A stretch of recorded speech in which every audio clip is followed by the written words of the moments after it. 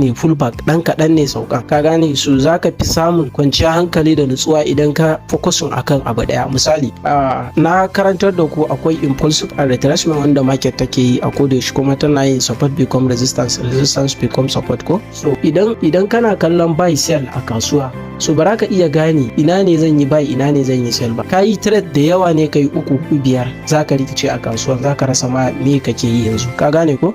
So amma idan kana neman uptrend zalla ko kana neman downtrend zalla, ba ka taba shiga kasuwa ba, dole sai dai wannan setup din in ta baka ne zaka iya shiga kasuwa.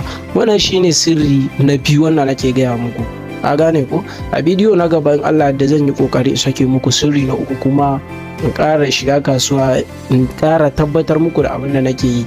So idan na yi trade na farko na yi winning, na biyu na yi winning, na uku na yi winning, zan yi trade kaman guda 5, sai in sake nutsuwa, sai in kalli market dina a babban time frame, sai in sake da in ci gaba da trading dina kaman guda 5.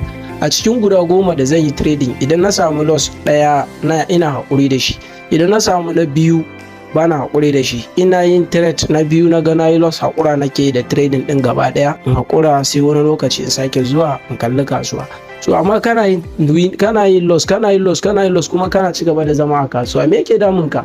Dole ka ci gaba da asaran kuɗaɗe sosai da sosai a cikin kasuwa. Da fata ana tare. Ni da bayan da nake yi kenan, in nayi loss ɗaya nayi na biyu zan haƙura, in nayi ɗaya nayi na biyu zan haƙura da shiga kasuwa, ba dole bane, saboda shiga kasuwan zai iya lalata mun kuɗaɗe na da nake da su, so zan iya haƙura a kasuwa. Amma idan na ci gaba da winning zan tafi trade 10, 11, 12 har 15, har trade 20 ma mun taɓa yi, amma loss din mun samu loss guda 3 sai muka haƙura gaba ɗaya a cikin kasuwa.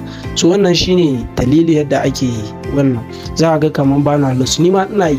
So duk lokacin da na yi trade na ji na gaji na ƙosa haƙura, kashewa nake yin haƙura, ba dole bane sai na yi arziki lokaci da, ko ba haka bane.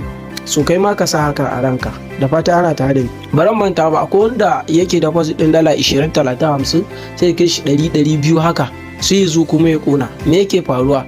Ka yi trade 1-2 ka kai ta dala 100, 200, ka hakura da trading din, ka bari sai wani lokaci mana. Ai ina ganin ya fi sauki a ce ka je ka tara kuɗi dole a kasuwa ko. So wannan shawari ne wanda nake bayarwa, kuma a saurare ni a bidiyo na gaba.